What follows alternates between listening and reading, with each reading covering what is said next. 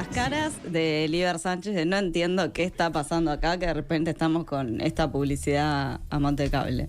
Respirás años 90 quizá al escuchar Absolutamente. Esto. Bueno, porque este informe va a ser un pequeño viaje en el tiempo. Ajá. Va a ser un pequeño viaje en el tiempo. Vamos a ir del presente al pasado, del pasado al presente. ¿Sabes por qué? Porque salteándonos todo el medio, ¿no? 90, sí. 2020. Hay un fragmento que nos lo salteamos. Es un viaje selectivo. Vamos a desglosar en este informe los beneficios que han habido algunos grupos económicos en relación fundamentalmente a las licencias de TV Cable y a diferentes legislaciones. Y en este viaje en el tiempo que vamos a ir realizando, vamos a empezar por el final. Vamos a empezar por esta última ley de medios, particularmente por el artículo 49. Allí se dice, bueno, los titulares de televisión para abonados que operen mediante cable van a tener derecho a solicitar licencias para prestar servicios de banda ancha y acceso a internet. Un punto que ya había sido introducido en la anterior ley de medios mediante un artículo de rendición de cuentas, pero luego de aprobarse la derogación de aquella normativa, en esta nueva ley se consagra de manera expresa. Lo que sucede con esto, ya que en este informe vamos a centrarnos en lo que sucede con distintos grupos económicos, bueno, con este articulado hay un grupo económico que sale claramente beneficiado. Estamos hablando de Equital. Bueno, Equital sale beneficiado aquí. Primero que nada vamos a explicar, ya lo hemos hecho en alguna oportunidad, pero bueno, volvemos a explicarlo. Equital está conformado por los dueños de los canales privados 4, 10 y 12 que provee la infraestructura para sus respectivas compañías de cable. En el caso del 4, Montecable, en el caso del 10, TCC y en el caso del 12, Nuevo Siglo. También provee la infraestructura para el cable operador, que es de propiedad conjunta, que es multiseñal. Y a su vez, Equital también provee, valga la redundancia, a proveedores de televisión del cable del interior. ¿Por qué, me preguntás vos, Sofi, salen beneficiados? Bueno, porque lo que hace es otorgar, este articulado, licencias para vender internet a el paraguas Equital, básicamente a sus cable operadores. Además, en esta rendición, en esta ley de medios, bueno, antes se establecía un régimen que era de incompatibilidades y esto fue eliminado en esta última rendición de cuentas. Básicamente antes, para brindar datos, había una previsión que era de licencias cruzadas. Vos no podías tener una licencia para dar servicios de datos y al mismo tiempo ser titular de televisión para abonados o titular de servicios de comunicación audiovisual. Y lo que hacen es eliminar estas incompatibilidades, algo que también le calza perfecto a este grupo Equital. Y si hablamos de Equital, corresponde que vayamos 3 décadas atrás y veamos algunos apuntes sobre cómo comienza todo esto, ¿no? Sobre la concesión de licencias de TV Cable. Por eso decíamos, bueno, que es una especie de viaje en el tiempo este informe. Vamos a ir a principios de la década de los 90, a cuando era presidente Lacalle Padre. Allí hubo 3 llamados a interesados. Pero vamos a centrarnos en el tercero que fue en julio de 1993, que fue un llamado en el departamento de Montevideo. Aquí no había requisitos ni de programación ni de tiempo de publicidad y fueron 11 las propuestas que se presentaron. Y lo interesante acá es que 5 de las 11 empresas que se presentaron pertenecían al grupo Equital. Estas eran Riselco, Sociedad Anónima, Daltero, Sociedad Anónima, Tractoral, Sociedad Anónima, Surexpress, Sociedad Anónima y Bahía Esmeralda, Sociedad Anónima. 3 de las cuales tenían como titulares a los titulares de los canales privados capitalinos. Riselco, Canal 12, Tractoral, Canal 10 y Bahía Esmeralda a Canal 4. ¿Y en ese momento qué es lo que sucede? Bueno, primero un pequeño apunte. Las 6 propuestas que no están vinculadas a Equital eran de distintas empresas y grupos económicos nacionales. Uno de ellos, ya lo vamos a ver, muy asociado al Partido Nacional. Bueno, lo que sucede con eso es que todas las propuestas eran técnicamente adjudicables, pero solo se terminan adjudicando 5 de las 11. De estas 5, 4 eran empresas del grupo Equital. 3 con cable y una con MMDS, que es Servicio de Distribución Multipunto Multicanal. Por ende, a Equital se le terminan autorizando todas sus propuestas. La otra era de frecuencia ultra alta, que es la empresa Versabel. Vamos a pasar en limpio, porque es un tema que entiendo que puede ser entreverado. Bueno, el Poder Ejecutivo realiza una licitación en julio de 1993, a la que se presentan 11 propuestas, y en febrero del 94 se adjudicó por resolución 3 licencias vinculadas a cada uno de los canales, ahora conocidos como Montecable de Canal 4, TCC de Canal 10 y Nuevo Siglo de Canal 12, y una para los 3 canales en su conjunto, lo que hoy es multiseñal, que también es de Equital. Y esta última básicamente sirve para rentabilizar zonas que son menos pobladas. Hasta aquí las que son de Equital, pero dijimos que eran 5. Sí. ¿Cuál fue la restante? Bueno, la restante fue a Versabel y Televisora Cable Sociedad Anónima, que pertenecía a Juan Martín Posadas y un grupo de personalidades del Partido Nacional. Posadas quien fuera en ese entonces senador nacionalista. Pero vamos también a un punto que es muy importante. ¿Por qué no se adjudican las 11? Porque decíamos que de las 11 solo se adjudican 5. ¿Por qué? Si eran todas técnicamente adjudicables. Bueno, el argumento es que en ese primer lanzamiento de la televisión para abonados en Montevideo no iba a ser adecuado autorizar a los 11 solicitantes, ya que iba a comprometer la viabilidad de todos. Se entiende, bueno, que lo razonable era limitar el número de autorizaciones en esa etapa para permitir que hubiera una competencia que fuera saludable, que se estimule, que 5 empresas era un número, bueno, adecuado para el inicio de estas operaciones en Montevideo. Lo que de todos modos termina siendo un tanto llamativo el argumento, ¿no?, de permitir una competencia saludable cuando se terminan adjudicando solo 5 propuestas y de las cuales 4 eran de un mismo grupo económico. Entonces, bueno, hay una paradoja allí, ¿no? Por un lado se argumenta que el objetivo es promover una competencia saludable, pero de las 5 propuestas que adjudicás, 4 son del mismo paraguas. Bueno, todo esto está muy bien explicado, lo pueden buscar en el libro Lo que el cable nos dejó, que es del autor Carlos García Rubio. Esto fue publicado en el 94.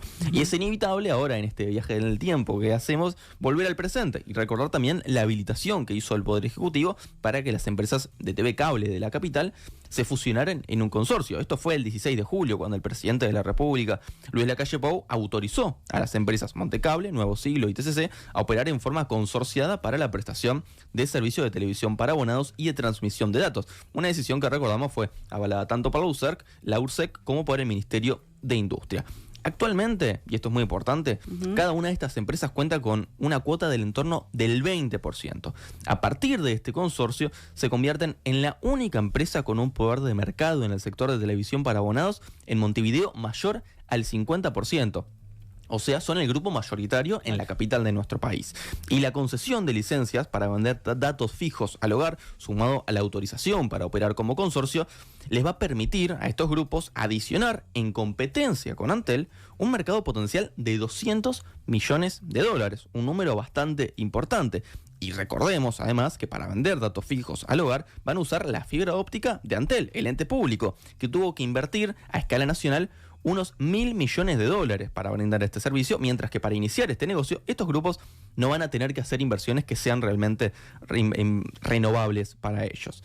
Y hace relativamente poco estuvo aquí en Nada que Perder el economista y doctor en comunicación Gustavo Buquet, que habló sobre este tema y explicó que el año 2023, sumando los 3 cableoperadores que se consorcian, más Multicanal, que también es de Quital, que es el paraguas además del consorcio, tienen el 63% de los abonados en Montevideo, bastante más que la mitad. Y él explicaba, bueno, básicamente lo que pueden hacer es tener determinadas prácticas de poder por ser la empresa dominante del sector.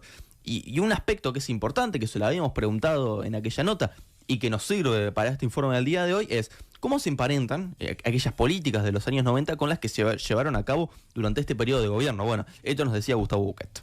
Si bien no necesariamente el único partido que ha tenido una actitud completamente activa, concediendo prebendas a los grupos de la televisión comercial, es claro que estos grupos se beneficiaron mayormente con los gobiernos del Partido Nacional, tanto de la calle Padre como de la calle Hijo. Entonces, todos estos favores que han hecho y estas prebendas que han concedido el Partido Nacional a los grandes grupos de comunicación nacional, es evidente que van a tener de alguna manera va a posibilitar que se le devuelva de alguna manera los servicios brindados. Eso ya no me meto porque, bueno, justamente en todos ellos trabajan sus colegas. Ya veremos cómo pueden ser, pero pueden ser disminución en los precios de publicidad, que no es nada nuevo que les hacen a los partidos tradicionales, especialmente al Partido Nacional. Y en esto de este paraguas de Quital también es importante ver cuál es la relación que tienen con respecto a la formación de las licencias en el interior del país, porque allí hay algo muy interesante. Si vamos a los inicios, la concesión de licencias para operar medios de radiodifusión y también de televisión para abonados está muy vinculada a la cercanía política entre futuros licenciatarios y partidos políticos en el poder. Y uno de los principales elementos configuradores del esquema entre los 3 canales y el vínculo político con el gobierno, particularmente el de la calle Herrera en el periodo 90-95, fue, como decíamos, la obtención de las licencias para ser cable operadores de televisión para abonados. Pero previo a la realización de las licencias públicas para operadores de televisión para abonados en el interior del país, los 3 canales, cada uno con 1/3 de sus acciones, fue ahí que conformaron Equital Sociedad Anónima. Y en ese momento, esta empresa se dedicaba primero que nada a asesorar a quienes iban a presentar a los llamados de licitación, pero en los distintos departamentos del interior del país. Y una vez que lograron obtener las licencias por estas empresas, pasaron a ser asesores técnicos a desarrolladores activos de licencias por estas empresas, básicamente, y de las redes de cable necesarias para la transmisión de señales. Básicamente, primero trabajan asesorando para la obtención de licencias en el interior del país, y luego de que estas empresas obtienen las licencias en el interior del país, Equital se dedica a desarrollar su infraestructura para obtener licencias en la capital del país, ya habiendo generado un vínculo de dependencia con las empresas del interior del país, básicamente. Sí, vemos cómo justamente se va consolidando Equital, ¿no? Desde entonces va adquiriendo cada vez más poder. Y simplemente, bueno, como para comentar, todo esto que veníamos comentando sobre la historia de Equital también está explicado en Reconfiguración de los Grupos Nacionales de Comunicación, 1956-2022, desde la televisión abierta hasta el Internet en el hogar, texto escrito por Gustavo Buquet.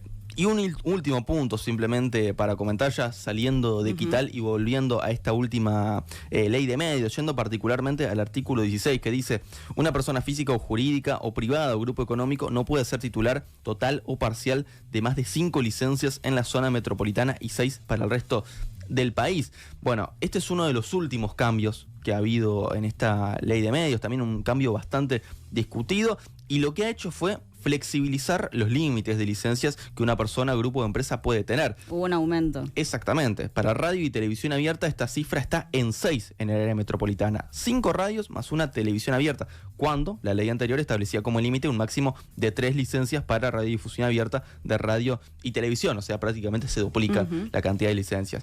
Y según esto se ha cuestionado, bueno, básicamente lo que busca hacer es legalizar una contratación ilegal que ya existía y que el gobierno, bueno, no estaba persiguiendo, aunque la legislación lo obligaba a hacerlo. Y ya se ha hablado, bueno, de que hablando de grupos económicos, yendo a los nombres, esto favorecía, por ejemplo, a Grupo Magnolio, que cuenta actualmente con 5 emisoras: del Sol FM, El Espectador, Azul FM, Bohemia FM y Radio Disney. Casualmente, el número que se establece en esta ley de medios. Sí, otra concentración. Exactamente. Digamos, como hablábamos de Equital, el Grupo Magnolio también concentra allí, entonces varias cuestiones. Gracias, Luqui, por este repaso. Ha sido un placer.